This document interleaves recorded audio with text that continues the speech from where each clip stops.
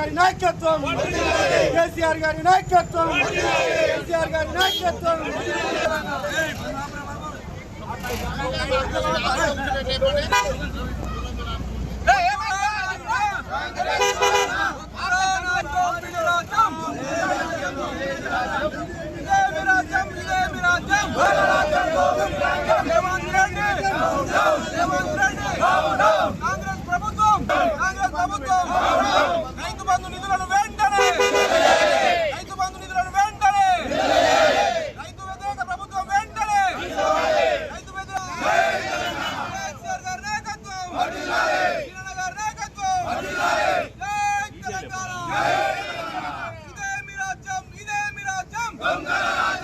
ప్రభుత్వం మేనిఫెస్టోలో ఇచ్చిన హామీలు కూడా ఒక్కటి కూడా నెరవేరలేదు.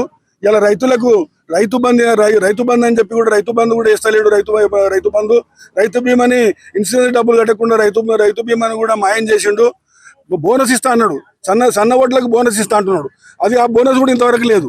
మళ్ళీ ఈరోజు మనం క్యాబినెట్ మీటింగ్ లో ఏం నిర్ణయం తీసుకున్నాడు, కేంద్ర ప్రభుత్వం ఒడ్లు కొంటలేదు, నా నుండి శాత కాదని చేతులు లేపేసాడు. అంటే నీవు ఒక ముఖ్యమంత్రిగా నైతిక బాధ్యత వహించి రైతులకు ఇచ్చిన హామీలు నెరవేర్చలేదు కాబట్టి నైతిక బాధ్యత వహించి రాజీనామా చేయాలని డిమాండ్ చేస్తా ఉన్నాం. నీవు కనీసం క్యాబినెట్ లో ఒక చాతగాని ముఖ్యమంత్రి నువ్వు. ఇవాళ కేంద్ర ప్రభుత్వం కొనకపోతే రాష్ట్ర ప్రభుత్వం కొనాలి. అవతలకి గతంలో 10 సంవత్సరాలు కేసీఆర్ ముఖ్యమంత్రి ఉన్నప్పుడు కొనలేదా?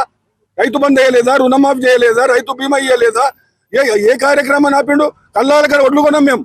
మీరు మొత్తం మొన్న యాసంగి సీజన్ లో ఒడ్లు కొడితే 50% ప్రైవేట్ వాళ్ళు, మొత్తం ప్రైవేట్ వాళ్ళు రైస్ మిల్లులు అందరూ ఉన్న తర్వాత లాస్ట్ మినిట్ల కౌంటర్లు ఓపెన్ చేసారు.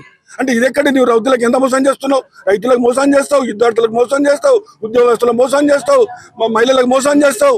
అందరికీ నువ్వు మోసగాడు, పెద్ద మోసగాడు, గజదొంగ. ఒక ముఖ్యమంత్రి స్థాయిలో ఇవాళ నువ్వు ఈ రోజు నీవు ఇవాళ ముఖ్యమంత్రి గారు నీ క్యాబినెట్ లో డిసిషన్ తీసుకోవచ్చా? నేను నా నుండి కాదు, కేంద్ర ప్రభుత్వం ఉంటుంది. కేంద్ర ప్రభుత్వం ఇవాళ 10 మొత్తం మంత్రులంతా 18 మనకు మీరు ఎంపీలు ఉన్నారు. ఇవాళ బీజేపీ ఎంపీలు మీరు ఇద్దరు ఏం చేస్తున్నారు? కేంద్ర ప్రభుత్వం కొట్టడానికి లేదా? కేంద్ర ప్రభుత్వంతో అగ్రికల్చర్ మినిస్టర్ తోటి మీరు అపాయింట్మెంట్ తీసుకొని మాకు ఒడ్లు కొనాలి, ఖచ్చితంగా ఇంత కొనాలని చెప్పాడు. నీకు శాత కదా? ఈ రోజు రైతులకు ఎంత అన్యాయం జరుగుతుంది. ఇప్పుడు సీజన్ వచ్చింది, యూరియా లేదు, యాప్ అంటున్నావు. యాప్ ఏడుంది?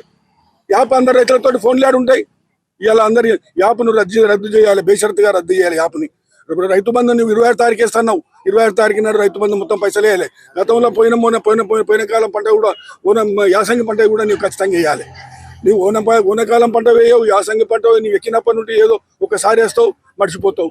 నువ్వు రైతులకు ఇచ్చిన హామీలు ఇక్కడ ఎందుకు నెరవేర్చలేదు అని అడుగుతున్నావు, డిమాండ్ చేస్తున్నావు. ఇవాళ రాష్ట్ర వ్యాప్తంగా రైతులు కల్లాల కాడ, ఉత్తర తెలంగాణలో ఇప్పటికి కల్లాల మీద ఒడ్లు మొత్తం కల్లాల కాడనే ఉన్నాయి, ఓడ్ల పోటు ఉన్నాయి, నానిపోయినాయి, మొక్కొచ్చినాయి. నువ్వు మళ్ళీ నువ్వు కొనకుండా చేతులు లేపేసి రైతులు ఎడుకోవాలి. ఖచ్చితంగా ఇవాళ ముఖ్యమంత్రి కానీ రాష్ట్ర ప్రభుత్వం డిమాండ్ చేస్తున్నాం. ఖచ్చితంగా మీరు ఇచ్చిన హామీలను ఖచ్చితంగా నెరవేర్చాలని చెప్పి మేము ఈరోజు కేసీఆర్ గారు రుణమాఫీ చేస్తే అందరికీ రుణమాఫీ అయినాయి. కానీ రేవంత్ రెడ్డి రుణమాఫీ చేస్తే అది ఓన్లీ 30% 2 ఎకరాలకు 3 ఎకరాలకు కొంతమందికి ఎవరు కూడా రాలేదు, చాలా మంది కూడా రాలేదు, చిన్నగా రైతులకు కూడా రాలేదు. అంటే ఒక అవగాహన లేదు, ఒక దానిలో పట్టు లేదు. ఒక ఏ శాఖలో కూడా రెవెన్యూ చేసే పవర్ లేదు ఆయనకు. నీకు వ్యవసాయ మంత్రి ఒక మాట మాట్లాడతాడు, జిల్లా ఇన్ఛార్జ్ మంత్రి ఒక మాట మాట్లాడతాడు. అంటే ఒక ముఖ్యమంత్రి బాధ్యతలు ఏ విధంగా ఉండాలి?